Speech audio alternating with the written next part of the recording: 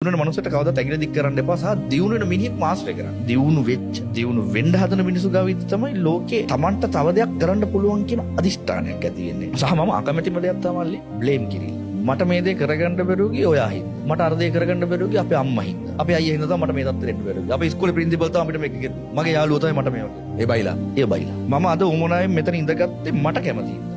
මම තව සතියකින් උඹට කෝල් කරලා කියන්න බෑ මල්ලි අර ඉන්ටර්විව් එකේ කී දේවල් කපෝ අයින් කරපම් උඹ මගුලක් කෙරුවේ කියලා. මම නිඳගත්තේ බං. මම දැන් වගේ කියන්න බෑ මේක. මගේ ජීවිතේ ගෙවන හැම තප්පරයකටම මම වගේ කියන්නේ මට. මම කාටවත් බ්ලේම් කරන්නේ. අපේ දෙමව්පියන්ට මාව මාර විදිහට සල්ලි වේදම් කරලා තැනකට ගේන්න බැරුව කියලා මම දෙමව්පියන්ට දොස් කියන්නේ නෑ. හැබැයි ඒක කරන්න පුළුවන් උපරිම කෙරුවා. දැන් මම කවදාවත් බ්ලේම් කරන්නේ නෑනේ තාත්තට බලාපොරොත්තු වෙච්ච දේ යාට කරගන්න බැරි වුණා කියලා. අපිට බ්ලේම් කරන්න අයිතිකුත් නෑ. නෑ බං. මම හැමෝටම කවදාවත් නම් බ්ලේම් නම් කරන්න එපා. මේ හැමදේම වෙනස් කරන්න පුළුවන් Tamanට. අතපය හතර තියෙනවා නම් කන් ඇහෙනවා නම් කතා කරනවා. වෙනස් කරන්න බැරි දෙයක් නෑ නේ.